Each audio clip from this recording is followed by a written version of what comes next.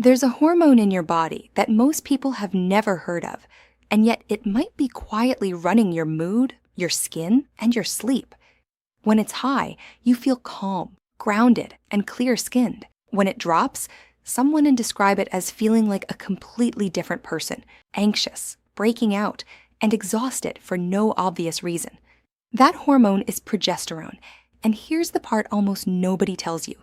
Chronic stress could be draining it without you ever realizing it. So what actually is this hormone? Why does stress attack it? And can you really support it naturally? Let's find out. Before we dive in, if hormone and wellness content like this is helpful for you, go ahead and subscribe so you don't miss future videos. Drop a like if you want more evidence-based breakdowns like this one, and comment below which hormone or wellness topic you want covered next. Okay, let's get into it. Progesterone is one of the main hormones produced primarily in the ovaries after ovulation, during what's called the luteal phase, which is roughly the second half of the menstrual cycle.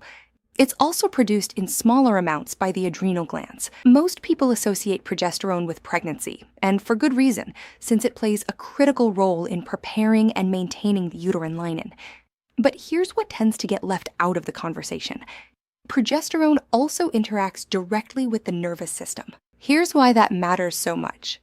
When progesterone is metabolized in the body, it converts into a compound called allopregnanolone, which interacts with the same calming receptors in the brain that anti-anxiety medications target. This is one of the reasons some researchers describe progesterone as having a naturally calming, almost sedative effect for a lot of women. But this is where things get more interesting than the wellness world usually admits. The relationship between progesterone and anxiety is not as simple as more progesterone equals more calm. Some studies actually show progesterone can increase anxiety symptoms in certain individuals, particularly during the natural rise that happens in the luteal phase, while other research shows it can be protective and mood stabilizing, especially at sustained higher levels, like those seen in pregnancy. In other words, your personal sensitivity to this hormone matters just as much as the amount circulating in your body, and scientists are still working out exactly why some people respond differently than others. So how does chronic stress fit into this picture? This is where you'll often hear the theory that stress essentially steals the raw materials your body would otherwise use to build progesterone and redirects them toward producing cortisol instead. It's a popular explanation in wellness circles, and it's a compelling story, but it's worth knowing that mainstream endocrinologists view this idea as an oversimplification. Progesterone and cortisol are produced through related but distinct pathways in different tissues, and the science doesn't fully support the idea of a direct one-to-one trade-off happening inside your body. What we do know with much more confidence is that chronic stress disrupts the broader hormonal signaling system that regulates ovulation and the menstrual cycle.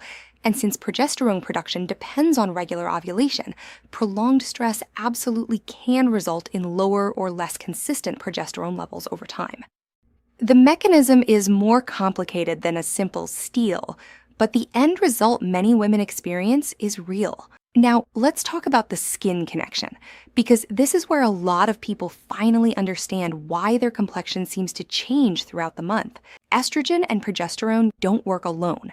They work in relationship with each other, and with androgens like testosterone. When progesterone drops relative to other hormones, oil production in the skin can shift, inflammation can increase, and some women notice more breakouts, particularly along the jawline and chin, right around the time progesterone naturally declines before a period. This is exactly why so many women notice a predictable breakout pattern tied to their cycle. It's not your imagination, and it's not just about washing your face more. But here's an important nuance most influencer content skips entirely. Persistent acne, especially adult acne that shows up along the jawline, can also be a sign of other hormonal imbalances entirely unrelated to simple stress, including conditions like polycystic ovary syndrome. If your skin issues are severe, persistent, or paired with other symptoms like irregular periods, unexpected hair growth, or significant weight changes, that's a signal to talk to a doctor and get actual blood work done. not just adjust your diet and hope for the best. Natural strategies can genuinely help support hormone balance, but they are not a substitute for a proper diagnosis when something more significant is going on. With that important caveat out of the way, let's talk about what you can actually do, because there are legitimate, evidence-informed strategies that may help support healthy progesterone production and reduce the impact of chronic stress on your hormones. The first strategy is prioritizing healthy fats and cholesterol in your diet.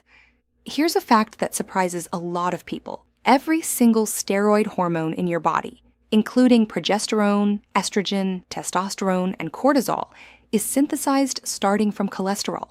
If your diet is extremely low in fat for extended periods, you may simply not be giving your body the raw building blocks it needs to produce adequate hormone levels. This doesn't mean loading up on any and every fat source. It means prioritizing quality sources like avocados, olive oil, nuts, seeds, and fatty fish, which also come with anti-inflammatory benefits that support skin health directly. This is basic biochemistry, not a fad, and it's one of the more well-supported pieces of this entire conversation. The second strategy involves vitamin B6. This particular nutrient plays a role in the enzymatic pathways your body uses to metabolize hormones and has been studied specifically for premenstrual symptoms. Some clinical research has found that vitamin B6 supplementation can modestly reduce PMS symptoms, including mood changes, though the research is mixed and effect sizes in these studies tend to be small to moderate rather than dramatic. Food sources rich in vitamin B6 include chickpeas, poultry, fish, potatoes, and bananas. If you're considering a supplement rather than getting it from food, it's worth talking to a healthcare provider first, since very high doses of vitamin B6 taken over long periods have actually been linked to nerve damage, which is a good reminder that natural does not automatically mean unlimited or risk-free. The third strategy is managing chronic stress directly, since this is the actual root cause this whole video revolves around. This includes prioritizing consistent, quality sleep, since poor sleep elevates cortisol and disrupts the hormonal signaling that governs ovulation. It includes moderate, consistent exercise, since overtraining without adequate recovery can actually suppress reproductive hormone production rather than support it. And it includes some form of regular stress regulation practice, whether that's breath work, time outdoors, therapy, or simply protecting your schedule from constant overcommitment. None of these are glamorous fixes, but the research connecting chronic stress to disrupted menstrual cycles and lower progesterone is genuinely some of the strongest evidence in this entire conversation. The fourth strategy is paying attention to magnesium and zinc intake, two minerals frequently discussed alongside hormone health. Magnesium plays a role in stress response regulation and sleep quality, while zinc supports skin healing and has some research behind it for reducing acne severity. Leafy greens, pumpkin seeds, and legumes are reasonable food sources for both. Now, here's the honest caveat this video wouldn't be complete without. Diet and lifestyle changes can meaningfully support your body's natural hormone regulation, and for many women experiencing mild, stress-related symptoms, these strategies genuinely help, but they are not a guaranteed fix. And they are not a replacement for medical care when something more significant is happening. If you're dealing with severe anxiety, persistent cystic acne, irregular or missing periods, or symptoms that significantly affect your quality of life, please see a doctor and ask about proper hormone testing. Prescribed treatments, including hormonal medications when they're genuinely needed, exist because they help people, and choosing them when appropriate isn't a failure or a shortcut. It's simply good, informed healthcare. The goal here isn't to avoid medicine at all costs. It's to understand your body well enough to make informed choices alongside your healthcare provider, not instead of one. So let's bring this all together. Progesterone is a genuinely fascinating hormone that connects your nervous system, your reproductive cycle, and your skin in ways most people never learn about. Chronic stress really can disrupt the delicate hormonal balance that keeps progesterone at healthy levels, even if the popular explanation for exactly how that happens oversimplifies the underlying biology. Supporting your body with healthy fats, key nutrients like vitamin B6, and genuine stress management can make a real difference for many people. But listen to your body, track your symptoms, and don't hesitate to get real answers from a healthcare provider if something feels seriously off. Everyone's hormonal health is different, and you should always consult a qualified healthcare provider before making significant changes to your diet, supplements, or treatment plan, especially if you're currently on prescribed medication. If this video helped you understand your hormones a little better, hit subscribe so you don't miss the next one. Like this video if you want more honest, research-based wellness content, and comment below with the topic you want us to cover next. Thanks for watching, and I'll see you in the next one.